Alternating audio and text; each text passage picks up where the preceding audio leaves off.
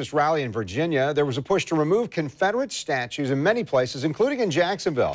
City Council President Ana Lopez Brochet called for an inventory of all monuments on city-owned property with the possibility of relocating them. Well, weeks later, those statues remain throughout the city. Channel 4 Scott Johnson spoke with Brochet about where that plan stands, and he's joining us live in Hemming Park downtown. Scott?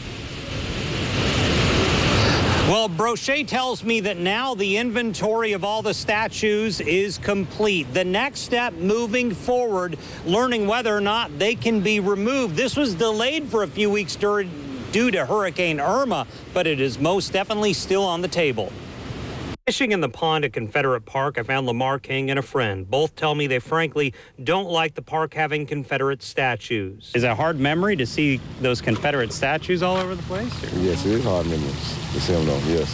Why do you think they need to get rid of them? Because, man, that's bringing back racism, and because in the day, that's all it was, racist.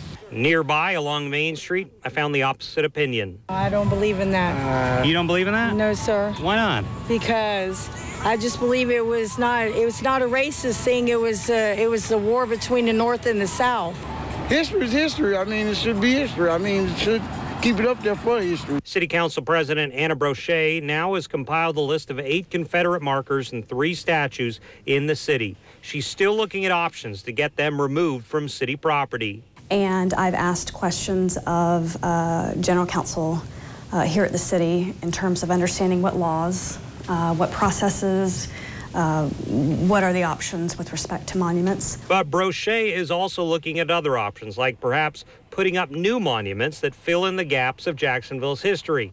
And she's received a lot of pushback, even threats. And some of them cross the line little bit in terms of wishing me bodily harm and things like that. But at the end, on the whole, most people are appropriately expressing their passion about this. 500 letters and emails later, she's seen a lot of passion on all sides of this.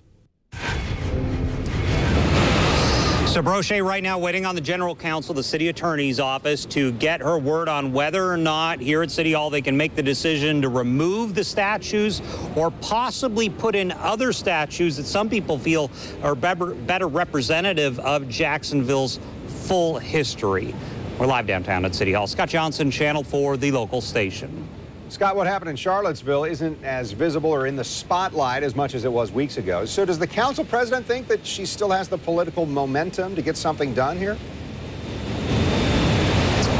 It's not about his momentum as much, Kent, but she did tell me that when she went through with this, when she made the decision to make this public, she knew there would be pushback, but she says she's going to see it through to the end, see what the public wants, the city of Jacksonville wants. Do they want more monuments, just to remove these monuments? And she says this will take a few more weeks, if not months, but she is going to see it through no matter what happens. Back to you. Scott Johnson reporting live downtown at City Hall.